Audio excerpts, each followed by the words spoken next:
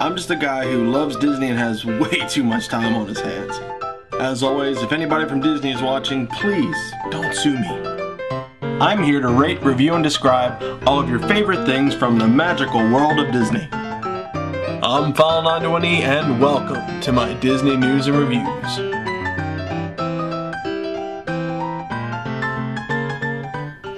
Hello everyone and welcome to this week's Disney News and Reviews. I'm File91e.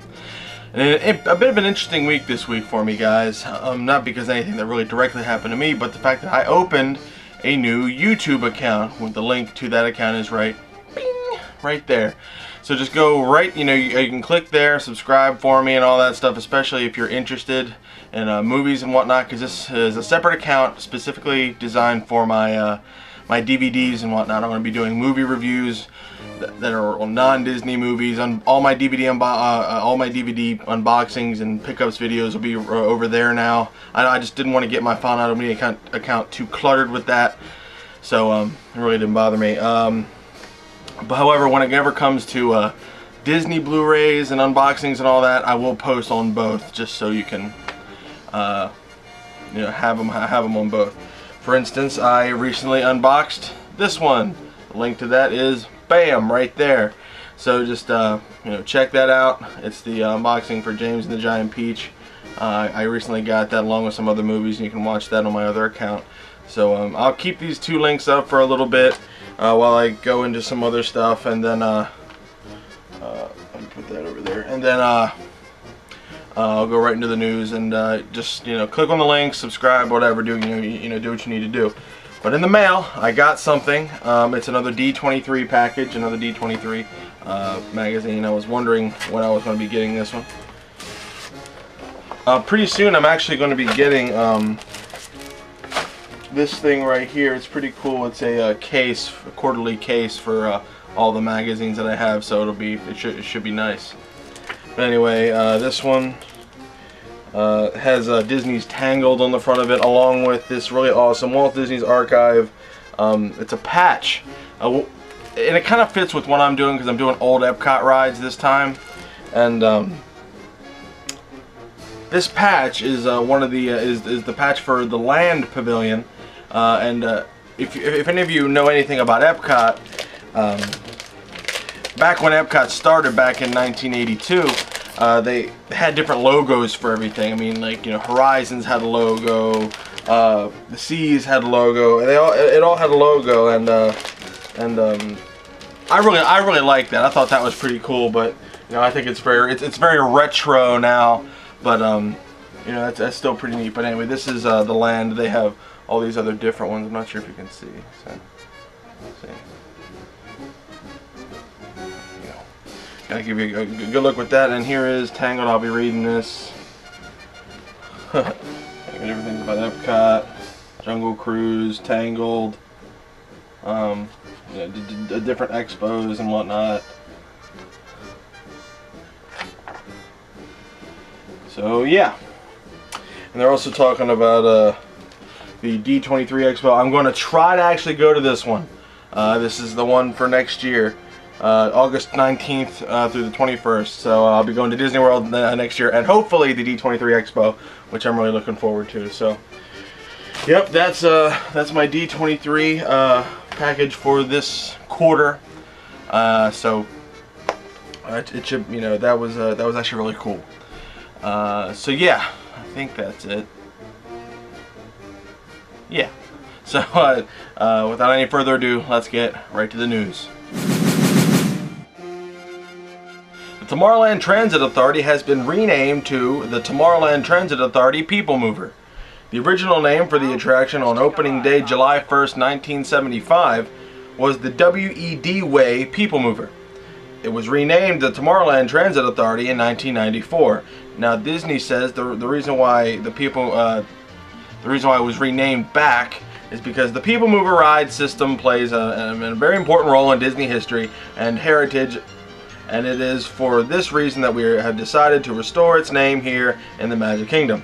The name change for the Tomorrowland Transit Authority to the TTA People Mover is a way for us to link the past with the present and in turn guide us into the future.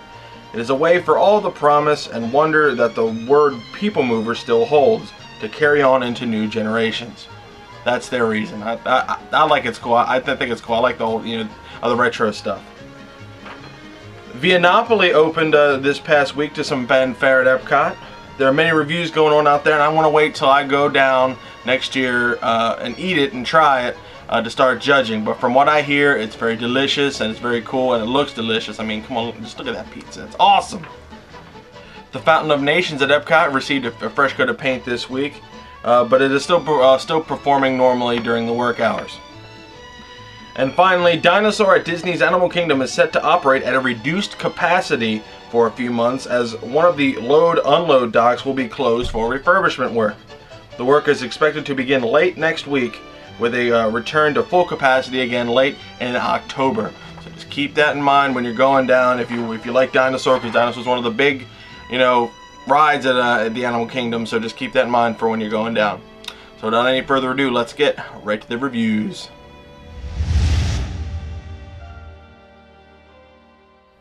Okay guys, in continuing with my retro Epcot ride reviews, I want to start off with a pavilion ride or a pavilion review, and then the actual main attraction at that pavilion review, from the World Showcase. So the first pavilion I want to review is, well, not review or talk about, is the China Pavilion. That again opened up in 1982 along with Epcot and the rest of the World Showcase. And when it did open up, only the Temple of Heaven and the Wonders of China film were open at that point. Both restaurants, the Lotus Blossom Cafe and the Nine Dragons restaurant, did not open until 1985, 3 years after the rest of the opening of Epcot, which I thought was pretty interesting. So I don't know why. Both of those restaurants are really great. But again, the main attraction at the China Pavilion was the Wonders of China film. It did again open in 1982, and it was a 20-minute long film which was shown in a Circle Vision 360-degree theater. Basically, what that was is the audience stood in the middle, and we could, look around and see all these different images which was enhanced by narration. The film showcased the famous Chinese landmarks and the people and the environment and the culture of China, as it still does to this day. This was replaced by the Reflections of China in 2003 with updated images and narration. Now I've included a video. If you look in the description box, Martin's Vids, he has videos on pretty much everything at Epcot. He's a very good, a videographer, and he creates these tributes, for these old attractions and the new attractions. So check this out. This link to his Vimeo site. It's really cool, really awesome stuff. He does a great tribute to China. So if you really want to see what the China Pavilion was like, definitely check that out. The link's down there. So what am I going to give the Wonders of China and the China Pavilion? I'm actually going to give it 3 stars. Since they didn't have both of those restaurants open, but they did have the film, I want to give it an even 3. The Wonders of China film is very interesting. It's very retro, and you learn a thing or two. But it is just a film about China. You can watch the Discovery Channel for that. The China Pavilion with the Wonders of China film and the 360-degree Circle Vision Theater, 3 stars. Okay, the last pavilion and film that I want to review is the Canada Pavilion. Now, the actual Canada Pavilion itself has remained almost unchanged since 1982. There have been a couple changes, but not nothing really that big. There was a new totem pole added in 1998 along the front, and Trapper Bob's, which they made these things called beaver tails, which was essentially like a flat donut pastry sort of thing, where you could put stuff on, like a cinnamon sugar and whatnot. That closed in 2004. I actually posted a little video right there. You can see. But the main attraction at the Canada Pavilion aside from its restaurants, which is great, is the O Canada film. That's the one thing, you know, as a tourist you would actually go in and see, aside from going to the restaurants. It's about 15 minutes long, and it talked about the culture, landmarks, and people of Canada. And being from the U.S., Canada's right up there, so I can just, you know, kind of hit 95 and go all the way up and learn myself. But I was interested enough to learn that this was inspired by another Circle Vision film called Canada 67, which was shown at the Bell Canada Pavilion at Expo 67 and was created by Canadian director Robert Barclay. He created this whole 360 film thing, and I guess, you know, Disney took the idea, thought it was a cool idea, and you know, and implanted it in some of the other pavilions, you know, because they thought it'd be an interesting way to show, you know, the culture and all that, and it'd be interesting for us to, you know, to do a 360-degree film. Now in 2007, O Canada was updated. There's a new narrator, Martin Short, or host rather. It was hosted by Martin Short, and it was actually pretty funny and, you know, very enjoyable. There was also mixes of new and old footage, and the song in the finale has been dubbed over with a new singer. So just to let you know that, you know, there were updates. Again, I posted another video to Martin's vids down there on his Vimeo site, and he really does, again, a great job in giving you the history of the Epcot Pavilion and then showing you the original O Canada, which was cool. He also has updates on the new ones and whatnot, but I just wanted to show you the original one, the one that I'm talking about. I thought it was very good. Again, you know, same thing as the Wonders of China.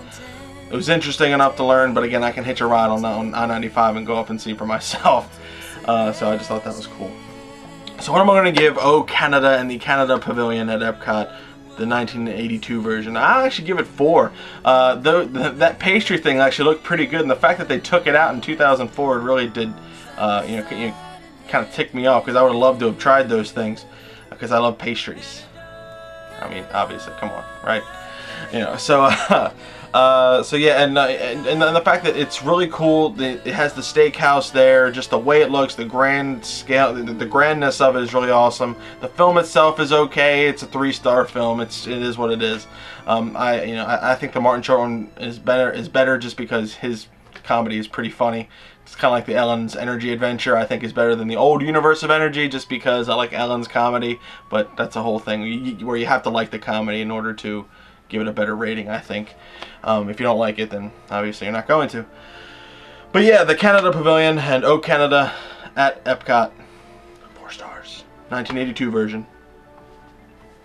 Thanks guys for sticking around and watching this. A lot of people have been saying that they really like the old retro stuff that I've been doing, so I'm actually happy about that.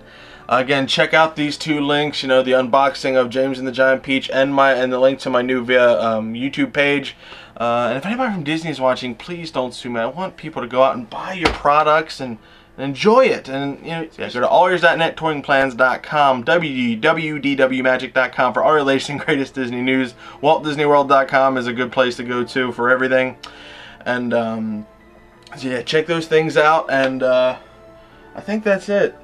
You know, I'm not sure if I want to, you know, I'm working on my new intro, guys, you know, for the 100th episode. That's coming up soon, so I'm really excited about that.